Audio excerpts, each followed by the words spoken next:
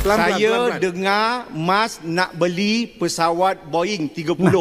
Apa keperluan? Contohnya, Indonesia pernah dipaksa untuk bagi akses penuh pasaran domestik dia tu yang dibanggakan open to the US companies. Dan Indonesia kena beli 50 jet Boeing untuk puaskan rundingan dengan US. Dan yang paling penting, kita dah buktikan pada dunia yang kita ni bukannya Malay Dash. So next time bila orang sembang pasal Malaysia ni lemah, Malaysia tunduk, you tunjuk video ni. Gila, tolol banget ini Malaysia nih. Kesel gua lihat orang tolol kayak Malaysia nih. Jadi si Tengku Zafrul ini menteri itu gua rasa cuma ada di Kazakhstan. Ternyata Malaysia banyak menteri-menteri kayak begini. Apalagi kalau lihat ya YouTuber itu sampai bilang Indonesia dibodoh-bodohin sampai harus beli pesawat jet, Boeing segala macam. Goblok. Malaysia harus beli Boeing, jumlahnya lebih besar dibanding Indonesia juga. Kalau Indonesia memang wajib beli Boeing, ada nggak ada, suka nggak suka, penerbangan kita banyak. Betul. Indonesia ini besar. Dari barat ke timur itu besarnya udah kayak Eropa. Mereka bilang kita itu bodoh, kita itu dikadalin Trump. Salah. Kita yang ngadalin Trump. Kalau Malaysia memang ini buktinya.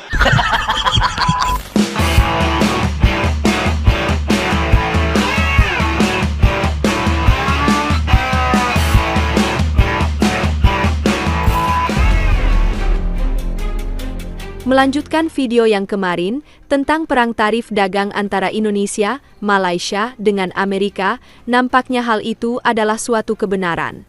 Pasalnya dalam persidangan parlemen di Malaysia, kenyataan tersebut sedikit demi sedikit mulai terbongkar. Dan orang Malaysia yang bilang bahwa Malaysia tidak menggadaikan apa-apa dalam urusan perang dagang dengan Amerika, seperti sebaliknya yang dilakukan Indonesia, kini harus menyiapkan jarinya untuk digigit habis. Kalau benar apa yang dikatakan dalam video kemarin, maka tidak menutup kemungkinan banyak hal lain yang disembunyikan pemerintah Malaysia dalam menekan tarif perdagangan dengan Amerika. Dan semua itu jelas bukan sesuatu yang menguntungkan bagi Malaysia. Betul. Bahkan bisa sangat membahayakan bagi perekonomian negara itu ke depannya. Saya nak tutup dengan ulangan bahasa jaga, suara jaga, supaya lunak didengar. Supaya lunak didengar. Saya dengar Mas dengar Mas nak beli pesawat Boeing 30.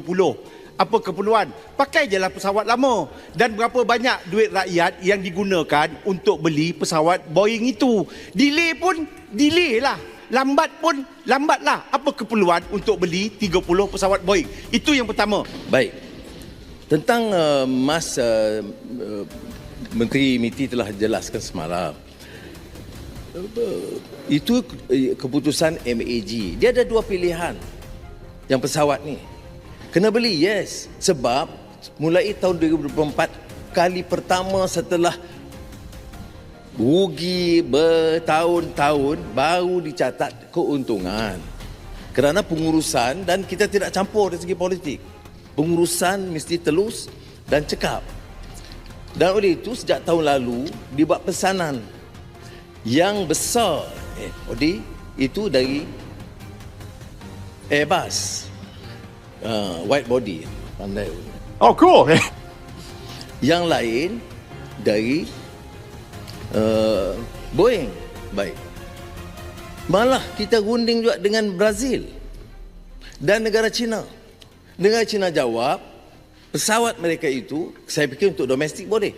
Hanya untuk keperluan domestik China, pesanan, belum.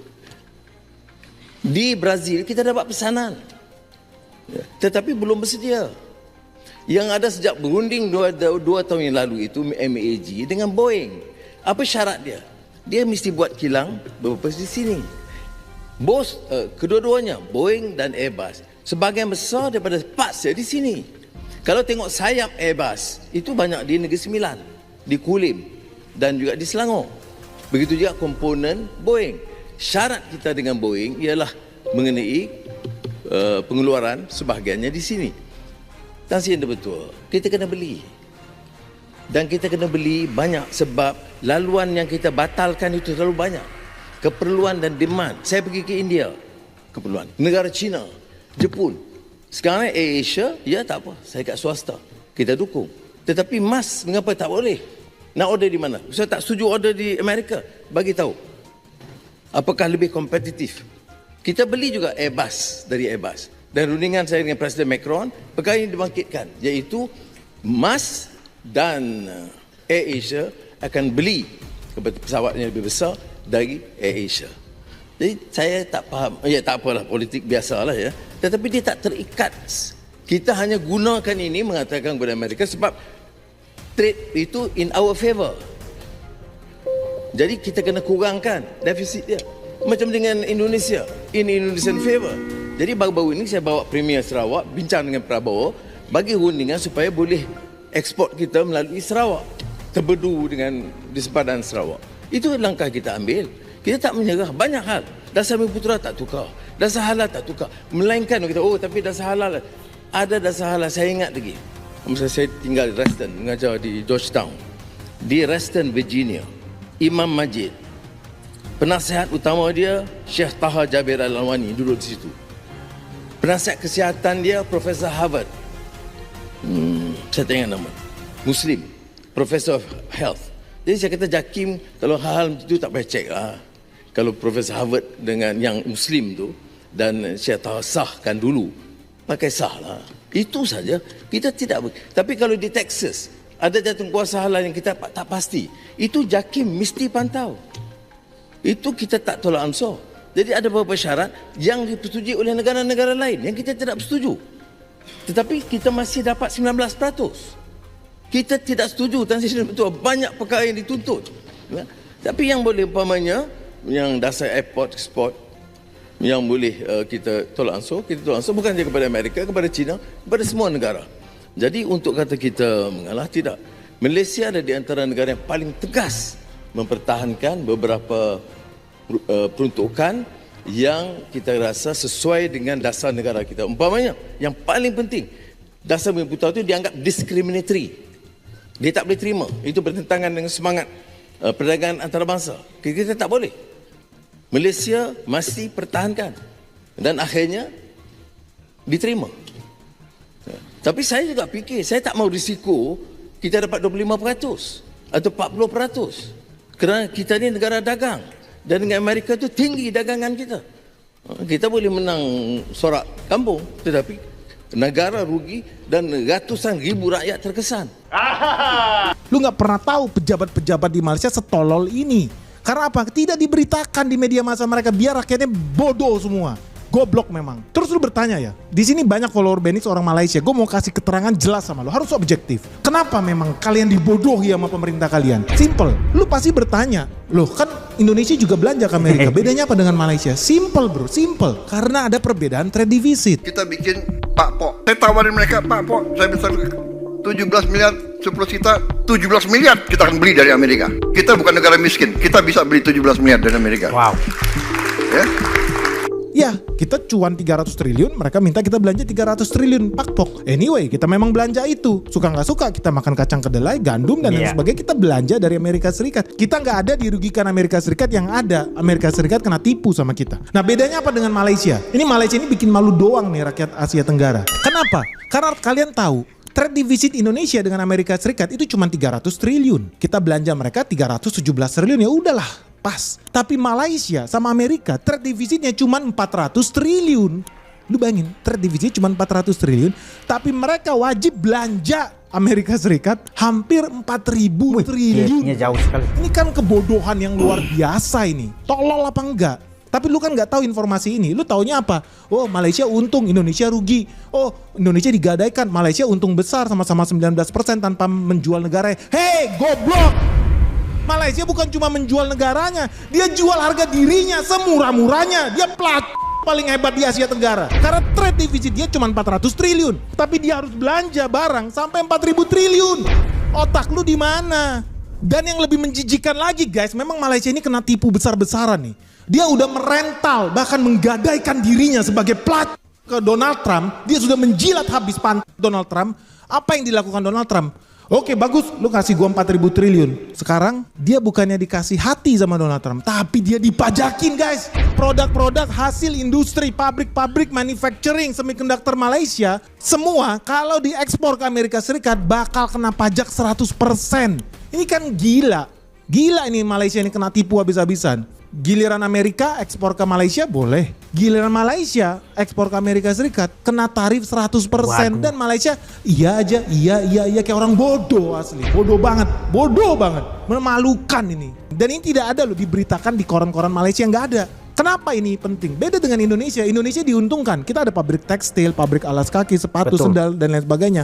Kita memang ekspor ke Amerika. Dan kita beruntung karena kompetitor kita, Vietnam, Bangladesh, India, dan lain sebagainya, itu rate-nya lebih mahal daripada kita. Jadi produk-produk pabrik kita diuntungkan. Beda dengan Malaysia. Malaysia itu punya pabrik manufacturing, teknologi. Saat ini ekspor mereka itu lebih dari 12 billion dollar ke Amerika Serikat. In fact, Amerika Serikat itu memang impor besar-besaran teknologi semiconductor dari Malaysia. Karena data menunjukkan di layar kaca tampilkan, ini adalah daftar negara-negara yang ekspor semiconductor ke Amerika Serikat. Jepang cuman sekitar 3 billion dollar, begitupun Cina. Vietnam sekitar 7 billion dollar. Taiwan sekitar 12 billion dollar. Tetapi Malaysia 13 billion dollar. Jadi dari sini teman-teman bisa tahu nyawa Malaysia, semiconductor mereka, klien terbesar mereka adalah Amerika Serikat. Sekarang pabrik-pabrik mereka harus siap tutup dan bangkrut. Kenapa? Lu harus lihat nih orang Malaysia, jangan mau dibodoh-bodohi sama menteri lu yang karena faktanya sebentar lagi akan makin banyak pabrik-pabrik di Malaysia, syarikat-syarikat di Malaysia, kilang-kilang di Malaysia yang bangkrut kena tarif 100%. Tapi lu nggak tahu, lu dibodohi sama pemerintah lu. Udah pemerintah lu capek jilat-jilat pantat Donald Trump, belanja barang 4.000 triliun padahal defisit cuma 400 triliun. Sekarang lu ditipu. Barang-barang lu kalau ekspor ke sana kena tarif 100%, kan bodoh. Ini bodoh banget, ini sangat memalukan. Yang herannya gue lihat ya sama kayak di Indonesia, influencer-influencer gak ada otak. Itu pada bertaburan di Malaysia bilang, kabar baik, Malaysia diselamatkan, Malaysia hebat, Indonesia bodoh. Faktanya kebalik, lu jual murah negara lu. Ternyata perang tarif itu membuat banyak negara itu getar-getir ya, termasuk Malaysia. Dan fakta yang terbuka di sini membuka mata kita semua. Sudah sangat jelas sekali, panjang lebar dengan data-data yang ada. Jangan senang dulu kalau kita mendapatkan tarif yang lebih murah, karena itu banyak jebakannya. Indonesia mengimport barang-barang dari Amerika karena butuh. Tapi kalau ada negara lain mengimport barang dari Amerika bukan karena berdasarkan kebutuhan, tapi karena kewajiban, karena tarif yang diberikan oleh Amerika itu adalah jebakan. Kita harus berhati-hati. Dibutuhkan pemimpin yang pintar membaca gerak-gerik agar kita tidak terjebak, teman-teman semua. Dan kita bersyukur bahwa pemerintah kita mengantisipasi dengan berbagai cara seperti apa langkah negara kita ini. Dan itu sangat-sangat luar biasa sekali.